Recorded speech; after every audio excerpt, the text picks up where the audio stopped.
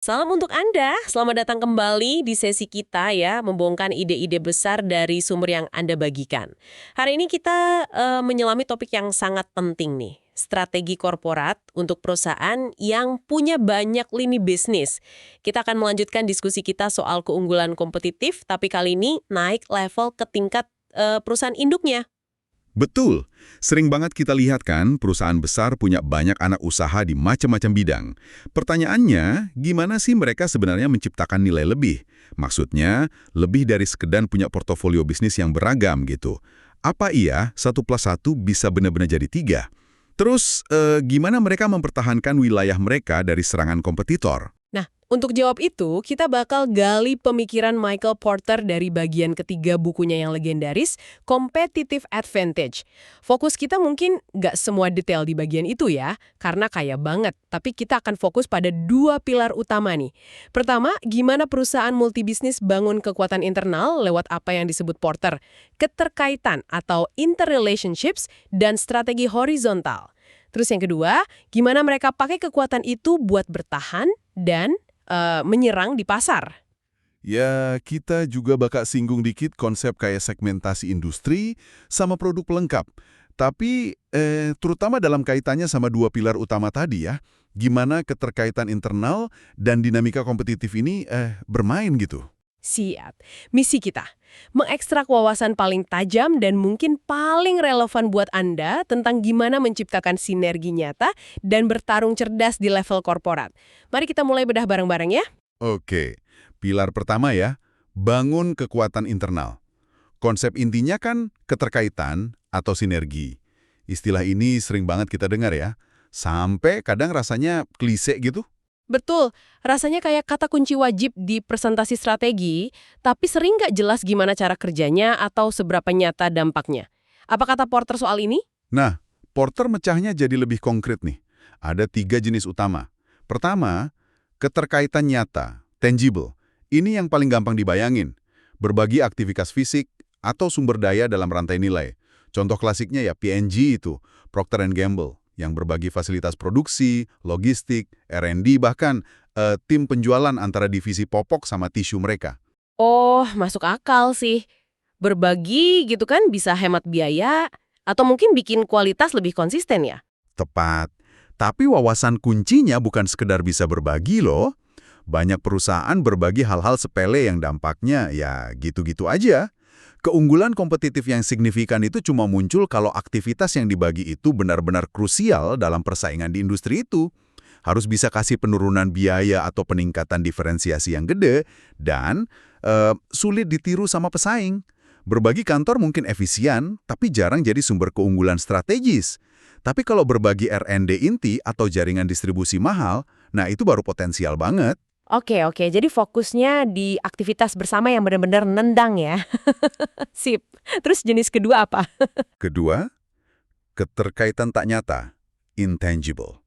Ini lebih halus nih, kayak transfer pengetahuan, keahlian, atau reputasi antar unit bisnis. Misalnya, keahlian dalam ngelola merek bisa ditransfer dari satu unit ke unit lain. Atau pemahaman mendalam soal regulasi di satu sektor bisa bantu unit lain yang hadapin isu serupa. Ini potensinya gede. Tapi karena nggak kelihatan, seringkali lebih sulit dikelola dan rawan gagal kalau nggak ada mekanisme transfer yang jelas. Oke. Dan yang ketiga, keterkaitan pesaing. Kedengarannya menarik tuh. Iya, keterkaitan pesaing atau kompetitor. Ini terjadi kalau perusahaan Anda hadapin pesaing yang sama di beberapa pasar atau lini bisnis yang beda. Porter nyebutnya multi-point competition. Bayangin aja dua konglomerat yang saingan di pasar A, B, sama C. Langkah yang diambil di pasar A bisa jadi sinyal, ancaman, atau malah tawaran damai buat pasar B dan C. Ini buka dimensi strategi baru, di mana pertarungan nggak cuma per pasar, tapi secara terkoordinasi lintas pasar. Nah, ini bakal relevan pas kita bahas strategi nyerang dan bertahan nanti. Oke. Konsep keterkaitan ini jelas ya. Tapi mari kita realistis deh. Ngelola kerjasama antar unit bisnis, apalagi yang mungkin budayanya beda karena hasil akuisisi. Itu kan susah banget ya.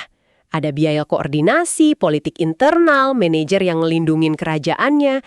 Seberapa sering sih sinergi ini beneran terwujud dibanding jadi cuma harapan di kertas? Bukannya gagal lebih sering? Pertanyaan bagus banget dan sangat relevan di dunia nyata.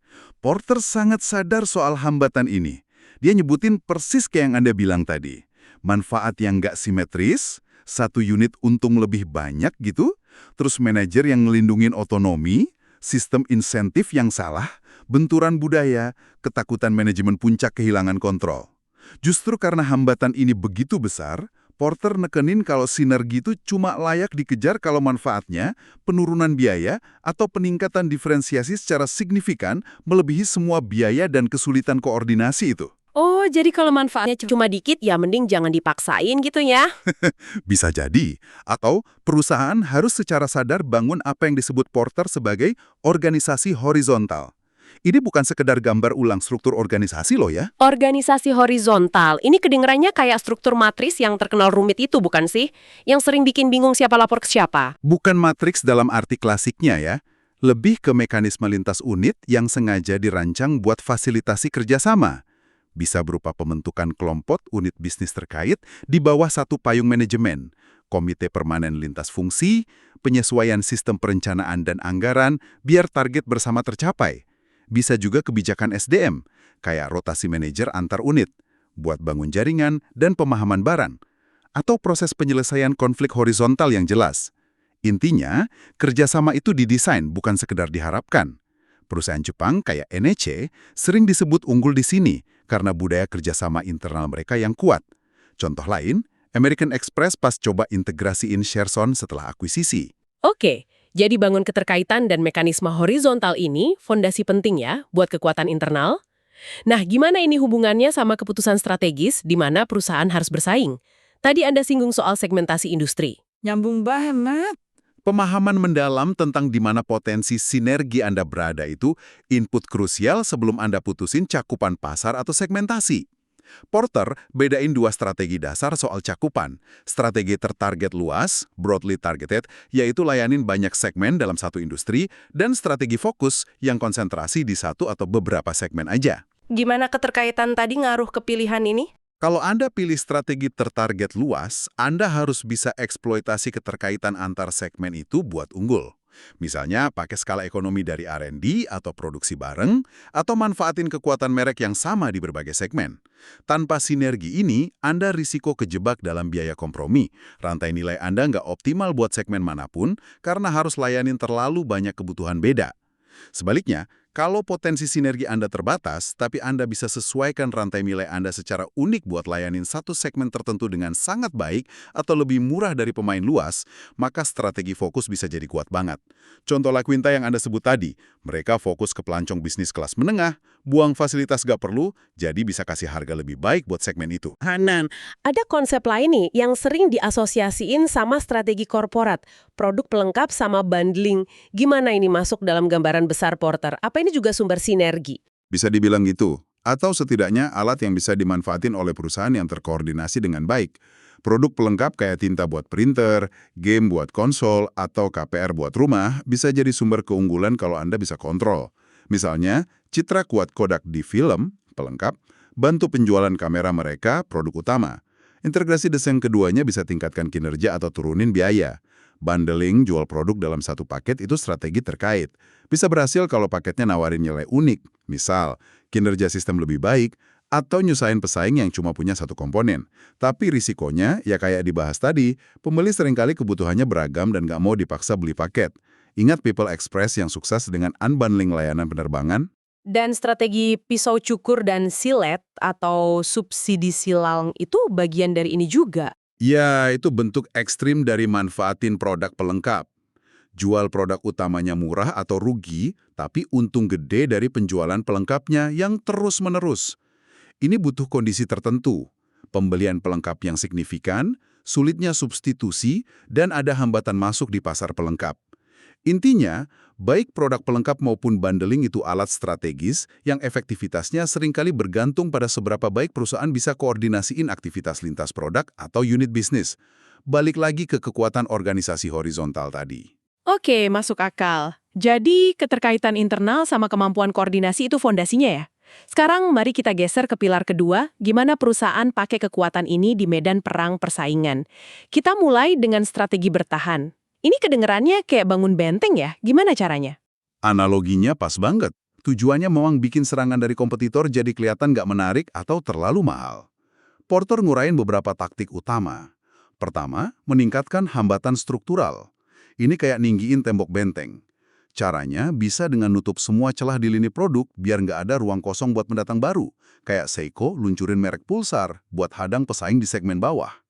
Bisa juga dengan membanjirin saluran distribusi pakai produk Anda, biar rak toko penuh, nyusahin produk baru masuk. Atau ningkatin biaya peralihan, switching cost, buat pelanggan. Naikin skala ekonomi yang dibutuhin di R&D atau iklan.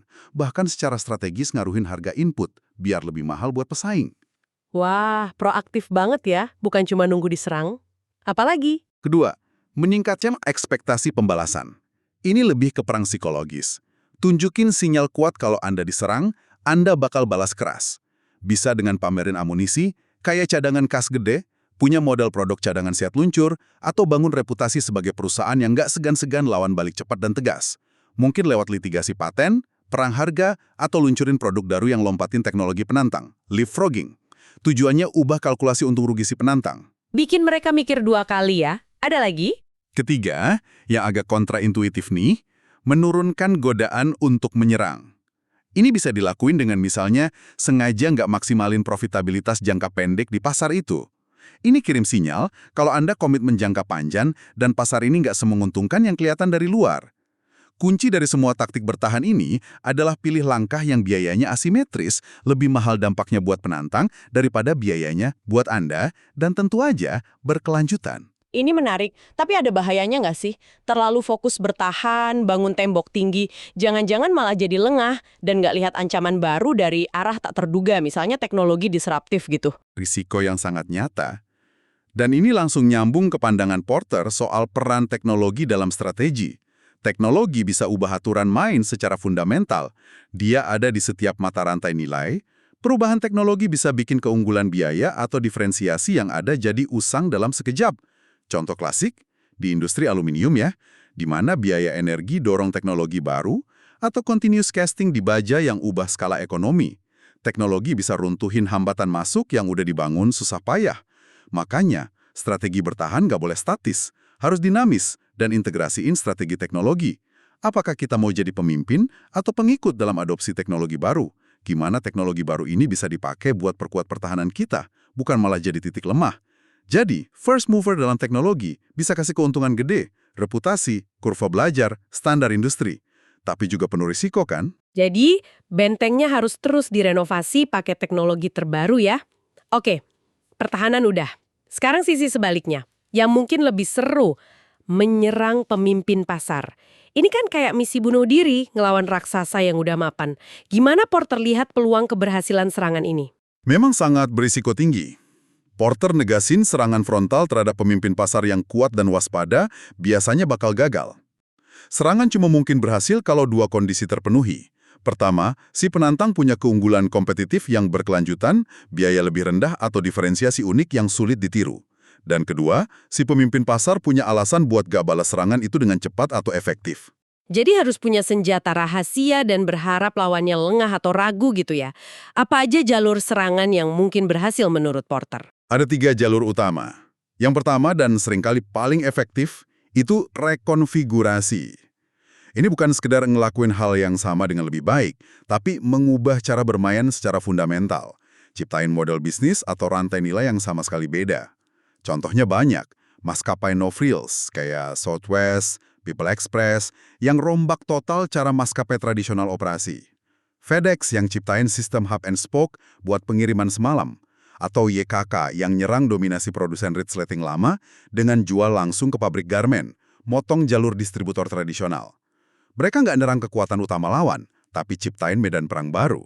Mengubah aturan main, bukan sekedar bermain lebih baik. Cerdik. Jalur kedua. Kedua, redefinisi. Ini tentang ngubah cakupan kompetisi. Caranya bisa macam-macam. Fokus ke ceruk pasar segmen produk, tipe membeli, atau saluran distribusi yang diabaikan atau kurang dilayanin sama pemimpin pasar. Contoh klasik, Canon dan pabrikan Jepang lain masuk pasar fotokopi dengan fokus ke mesin kecil, murah. Pasar yang awalnya dianggap remeh sama Xerox. Ini balik ke konsep segmentasi tadi, nemuin celah di peta persaingan. Bisa juga ngubah tingkat integrasi, misalnya deintegrasi pas pemimpin pasar sangat terintegrasi. Atau ngubah cakupan geografis, nyerang secara nasional atau global pas pemimpin pasar masih regional. Atau pakai strategi horizontal, manfaatin kekuatan dari bisnis terkait buat nyerang di pasar baru. Oke, jadi cari titik lemah di cakupan lawan. Dan jalur ketiga. Ketiga, pengeluaran murni, pure spending. Ini pada dasarnya nyoba beli pangsa pasar dengan kekuatan finansial, iklan gede-gedean, akuisisi jor-joran, perang harga habis-habisan. Menurut Porter, ini jalur yang paling berisiko dan sering kali gagal kalau nggak didukung keunggulan kompetitif yang nyata dalam biaya atau diferensiasi. Contoh gagal yang sering dikutip itu upaya Coca-Cola masuk industri wine buat lawan raksasa kayak Gallo. Coke punya duit banyak, tapi nggak punya keunggulan fundamental di bisnis wine, dan akhirnya nyerah. Duit aja nggak cukup. Wah, pelajaran mahal ya. Kapan biasanya pemimpin pasar ini paling rentan terhadap serangan-serangan tagih? Terutama yang rekonfigurasi sama redefinisi. Ada tanda-tandanya nggak? Porter nyaranin buat cari sinyal-sinyal kerentanan. Misalnya, pemimpin pasar yang kelihatan puas diri, terlalu pede sama sukses masa lalu dan berhenti inovasi.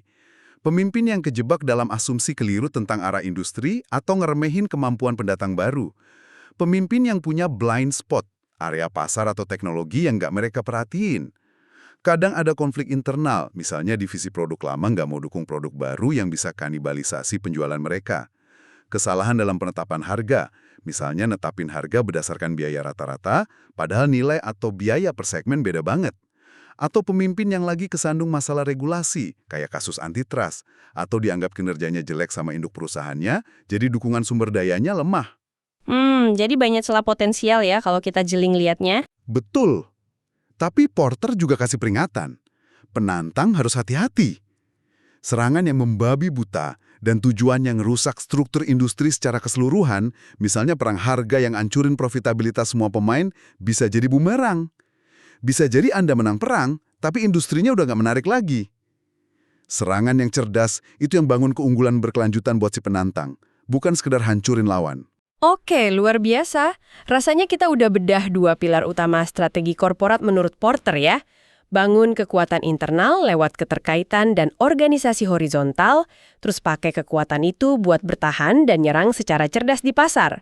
Tentunya dengan memanfaatin pemahaman tentang segmentasi, produk pelengkap, dan teknologi. Ini bukan sekedar punya banyak bisnis aja, tapi gimana bikinnya saling memperkuat ya. Tepat sekali.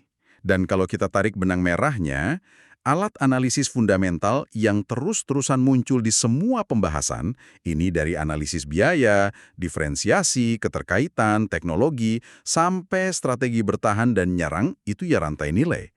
Kemampuan buat metain dan pahamin aktivitas spesifik yang dilakuin perusahaan Anda, dan gimana aktivitas itu nyambung satu sama lain, nyambung ke pemasok, saluran distribusi, pembeli, bahkan nyambung antar unit bisnis, rantai nilai horizontal, itu adalah kunci absolut.